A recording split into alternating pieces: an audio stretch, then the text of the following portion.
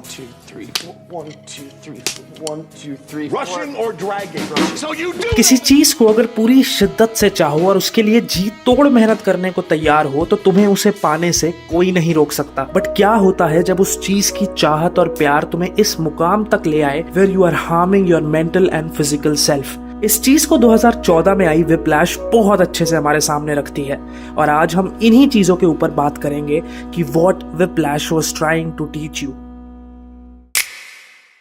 क्या डर ही वो मात्र सोल्यूशन है जो आपकी स्किल्स को, आपके टैलेंट को आउट परफॉर्म कर सकता है। फ्लेचर फिल्म में एक बहुत इंपॉर्टेंट चीज कहता है कि इस दुनिया के सबसे डेंजरस दो शब्द हैं good job. There are no two words in the English language more harmful than good job. I was there to push people beyond what's expected of them. अब कहीं ना कहीं मैं इस बात से सहमति भी रखता हूँ कि हाँ, अगर कोई आपको गुड जॉब कहता है तो आपके अंदर एक किस्म का ठहराव आ जाता है। यू आर काम कि चलो मैंने कुछ तो अचीव करा इतनी मेहनत करके।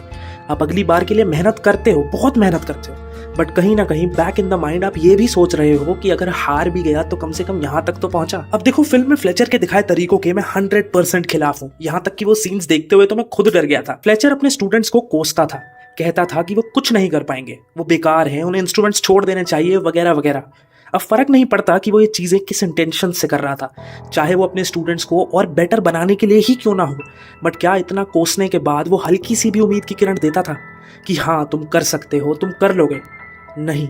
And that is the reason Shaun Casey unalived himself even after achieving a lot. Fletcher के तरीकों से वो परफॉर्मेंस तो आ रही थी जो वो चाहता था। His band was the best, but क्या उस बैंड का एक भी प्लेयर खुश था?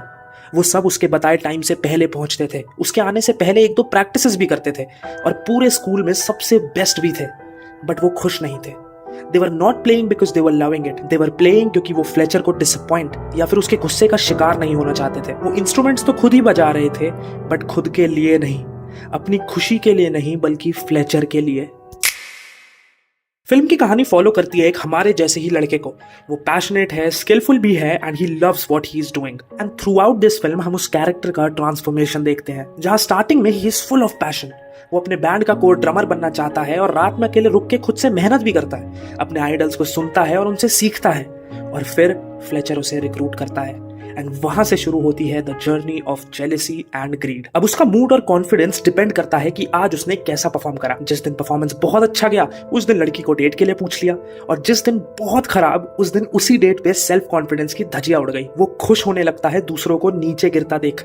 उसे खुशी होती है जब फ्लेचर दूसरे ड्रमर को हटा के उसे कोर बना देता है, बट अगले ही दिन जब एक नया स्टूडेंट आके उसकी जगह लेता है तो he is broken. This film teaches us कि कभी भी दूसरे के हाथ में अपनी खुशी का रिमोट कंट्रोल मत दो। एंड्रू का रिमोट फ्लेचर के हाथ में था।